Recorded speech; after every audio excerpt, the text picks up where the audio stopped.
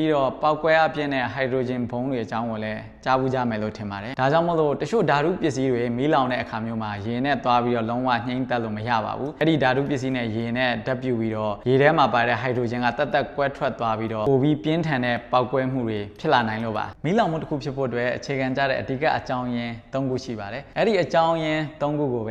ဲဒရိကန်တစ်ခုရဲ့အနာ၃နာအနေနဲ့သတ်မှတ်ပြီးတော့မီဒရိကန်ဆိုပြီးတော့ခေါ်ကြတာဖြစ်ပါတယ်ဒီမီဒရိကန်အကြောင်းကိုကျွန်တော်ရေချောင်းသိပ္ပံပထမနှစ်တက်တုန်းကစပြီးတော့ကြားဘူးခဲ့တာပါတင်မောတွေကမီးလောင်နိုင်တဲ့အနေနဲ့များတဲ့နေရာတွေဖြစ်တာကြောင့်တင်မောလိုက်မဲ့လူတွေအားလုံးကဒီမီဒရိကန်အကြောင်းကိုတင်မောသားအခြေခံသင်တန်းတွေမှာမဖြစ်မနေသင်ကြားရပါတယ်တကယ်တော့တင်မောသားတွေမီးတပ်သမားတွေအင်ဂျင်နီယာတွေမကပဲဘယ်သူမှဆိုဒီမီဒရိကန်အကြောင်းကိုသာနားလည်ထားမယ်ဆိုလို့ရှိရင်မီးလောင်မှုတစ်ခုဖြစ်လာခဲ့ရင်ဘယ်လိုငြိမ်းသက်ရမလဲကိုယ့်အိမ်ကိုယ့်ဘက်ဝန်းကျင်မှာဒီဘေးအနေတွေကိုဘယ်လိုကာကွယ်ရမလဲဆိုတာသိလာမှာဖြစ်ပါတယ်ဒီတော့မီဒရိကန်ဆိုတာဘာလဲမီဒရိကန်ထဲမှာဘာတွေပါလဲဆိုတာကျွန်တော်နဲ့အတူတူလေ့လာကြည့်ကြရအောင်ပါမီဒရိကန်ရဲ့အနာသုံးထားတဲ့တစ်ခုကတော့ fuel လို့ခေါ်တဲ့လောင်စာပါကျွန်တော်တို့ပတ်ဝန်းကျင်မှာရှိနေတဲ့အဆိုင်ခဲတွေအရေတွေအငွေ့တွေကမီးလောင်နိုင်တဲ့လောင်စာတွေပါပဲအရေတွေကလောင်စာဆိုတော့ရေကရောလောင်စာလားဒါဆိုရင်ရေနဲ့ဘာလို့မီးငြိမ်းကြရလဲဒီတိုင်းဆိုရင်တော့ရေကမီးမလောင်နိုင်ပေမဲ့ရေ H2O ထဲမှာပါတဲ့ဟိုက်ဒရိုဂျင်နဲ့အောက်ဆီဂျင်ကတက်တက်စီကွဲထွက်သွားမယ်ဆိုလို့ရှိရင်တော့ဟိုက်ဒရိုဂျင်ကမီးလောင်နိုင်တဲ့လောင်စာဖြစ်ပါတယ် Toyota ကားကုမ္ပဏီဆိုလို့ရှိရင်ခုနောက်ပိုင်းမှာဟိုက်ဒရိုဂျင်လောင်စာသုံးကားတွေကိုတော်တော်လေးအားသွန်ခွန်စိုက်ထုတ်လုပ်နေတာရှိပါတယ်ပြီးတော့ပောက်ကွဲအပြင်းတဲ့ဟိုက်ဒရိုဂျင်ဘုံတွေအကြောင်းကိုလည်း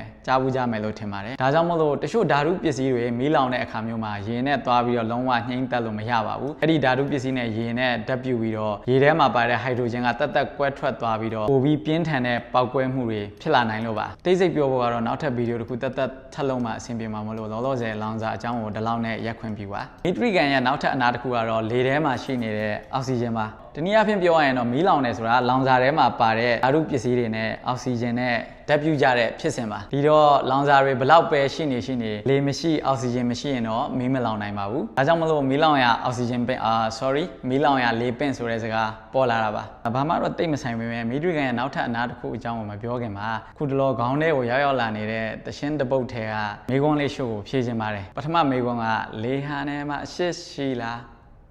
းမရှိပါဘူး။ဘာကြောင့်လဲဆိုတော့လေဟာနယ်မှာလေမရှိတော့အောက်ဆီဂျင်လည်းမရှိပါဘူး။အောက်ဆီဂျင်မရှိတော့မီးမလောင်နိုင်ပါဘူး။ဒီတော့မီးနဲ့တူတဲ့အချစ်လည်းလေဟာနယ်မှာမရှိပါဘူး။နောက်မေကွန်တစ်ခုကတိမ်တွေပေါ်မှာချစ်ရှိလားတိမ်တွေပေါ်မှာတော့လေထုကနည်းတဲ့အတွက်အောက်ဆီဂျင်လည်းနည်းပါတယ်။ဒီတော့အချစ်ရှိရင်တော့မှနည်းနည်းပဲရှိမှာပါ။နောက်ဆုံးမေကွန်ကပင်လယ်ပြင်မှာချစ်ရှိလားပင်လယ်ပြင်မှာတော့အများကြီးပဲရှိပါတယ်သင်္ဘောသားတွေရဲ့အချစ်တွေပါပင်လယ်ပြင်မှာကလေကတအားကျန်းပါတယ်ဒီတော့သင်္ဘောသားတွေရဲ့အချစ်ကလည်းကျန်းကောင်းကျန်းနိုင်ပါတယ်နောက်တာပါနောက်ထပ်ကျန်နေတဲ့အနာတစ်ခုကတော့ heat လို့ခေါ်တဲ့အပူပါကျွန်တော်တို့ပတ်ဝန်းကျင်မှာလောင်စာရောအောက်ဆီဂျင်ရောရှိနေပေမဲ့မီးထမလောင်တာကမီးလောင်ဖို့အတွက်လုံလောက်တဲ့အပူ sufficient heat မရှိသေးလို့ဖြစ်ပါတယ်အပူပမာဏပေါ်မူတည်ပြီးပြောရမယ်ဆိုလို့ရှိရင်တော့မီးလောင်တဲ့ပုံစံက2မျိုးရှိပါတယ်ဓာတ်ဆီနဲ့ရေနံဆီကိုဥပမာအနေနဲ့ထားပြီးတော့ပြောပါမယ်ညှိထားတဲ့ဆေးလိပ်တို့ကိုဓာတ်ဆီတိုလောင်ကန်ထဲကိုပြစ်ထည့်လိုက်မယ်ဆိုလို့ရှိရင်အဲ့ဒီတိုလောင်ကန်ကမီးလောင်ပေါက်ကွဲမှုဖြစ်မှာသိကြပါတယ်ဒါပေမဲ့ရေနံဆီတိုလောင်ကန်ထဲကိုညှိထားတဲ့ဆေးလိပ်တို့ပြစ်ထည့်လိုက်မယ်ဆိုလို့ရှိရင်တော့ဆေးလိပ်ကပဲမီးငြိမ်းသွားမှာဖြစ်ပြီးတော့ရေနံဆီကမီးထလောင်မှာမဟုတ်ပါဘူး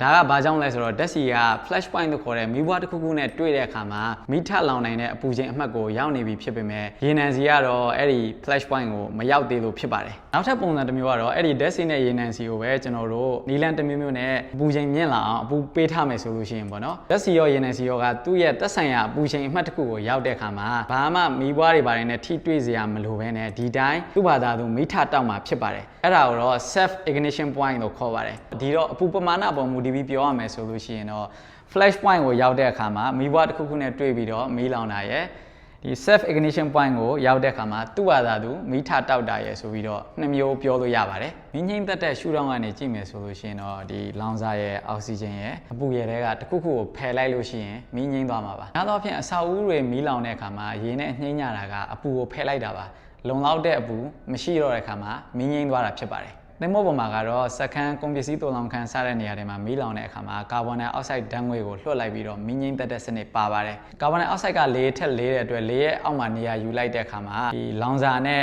အောက်ဆီဂျင်နဲ့ကြားထဲမှာကာဗွန်ဒိုင်အောက်ဆိုက်ကခံသွားတဲ့အတွက်မီးကဆက်ပြီးတော့မလောင်တော့တာပါဒါပေမဲ့ဒီကာဗွန်ဒိုင်အောက်ဆိုက်ကလူကိုသေစေနိုင်တာဖြစ်တဲ့အတွက်ကာဗွန်ဒိုင်အောက်ဆိုက်ဓာတ်ငွေ့တွေလွှတ်ပြီးတော့ဒါမီးငြိမ်းသက်မယ်ဆိုလို့ရှိရင်အဲ့ဒီနေရာတွေမှာလူလုံးဝမရှိတော့တာသေချာမှပဲကာဗွန်ဒိုင်အောက်ဆိုက်ဓာတ်ငွေ့ကိုလွှတ်ရတာဖြစ်ပါတယ်ကိုယ့်အိမ်ပတ်ဝန်းကျင်မှာမီးဘေးအန္တရာယ်ကြိုတင်ကာကွယ်အနေနဲ့ကြည့်မယ်ဆိုလို့ရှိရင်တော့မီးလောင်လွယ်တဲ့လောင်စာတွေဖြစ်တဲ့အဝတ်အစားတွေစက်ကူတွေ plastic တွေစတာမျိုးတွေကိုမီးဘူးတွေနားမှာမထားသင့်ပါဘူးပြီးတော့မီးဘူးတွေ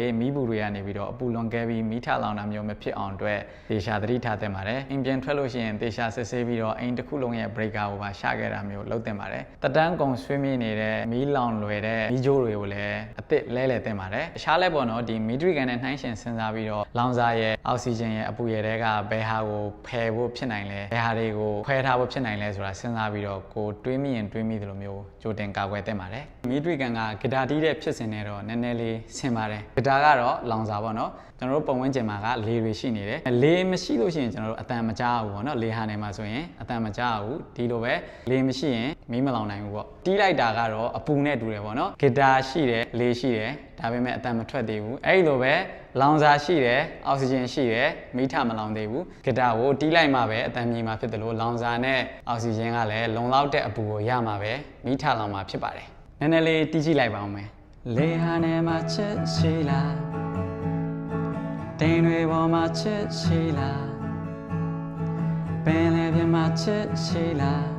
ရှိပါတယ်ဆက်ပြီးတော့တီးနေဆိုနေလို့ရှိရင်အဆိုတော်တွေဘာတွေလုပ်ဖို့တောင်းဆိုကြမှာဆိုလို့လောလောဆယ်ဂီတာတီးတာကိုလည်းဒီလောက်နဲ့ပဲရက်ခွင့်ပြုပါအောင်ဒီလောက်ဆိုရင်တော့မီထရီကန်နဲ့မီးလောင်ရတဲ့အခြေခံအကြောင်းရင်းတွေကိုတော်တော်လေးနားလည်သွားလောက်ပြီလို့ထင်ပါတယ်ခုဗီဒီယိုကမီထရီကန်အကြောင်းကိုပဲအဓိကပြောတာဖြစ်တဲ့အတွက်တချို့အကြောင်းအရာတွေကိုအသေးစိတ်မပြောခဲ့တာအတွက်လည်းနားလည်ပေးကြစေချင်ပါတယ်ခုပြောသွားတဲ့မီထရီကန်နဲ့ပတ်သက်တဲ့ကိုယ့်ရဲ့ထင်မြင်ချက်တွေမေးခွန်းတွေကိုလည်းcomment မှာရေးခဲ့နိုင်ပါတယ်ပြောခဲ့တာတွေကိုပြန်ပြီးတော့စဉ်းစားမိတော့အောင်လို့ဒီဗီဒီယိုကိုမေးခွန်းလေးတစ်ခုနဲ့အဆုံးသတ်ရှင်ပါတယ်မီထရီကန်တွေကအပူအကြောင်းကိုပြောတဲ့အခါမှာ flash point ဆိုတာကိုထည့်ပြီးတော့ပြောခဲ့ပါတယ်ဓာတ်ဆီနဲ့ရေနံဆီမှာဘယ်ကောင်က flash point ပို့ပြီးတော့မြင့်တယ်လို့ထင်ပါတယ်လေအဖြေကို comment မှာရေးခဲ့နိုင်ပါတယ်အားလုံးပဲနောက်ထပ်ဗီဒီယိုတွေမှာပြန်တွေ့ကြပါမယ် see you in the next video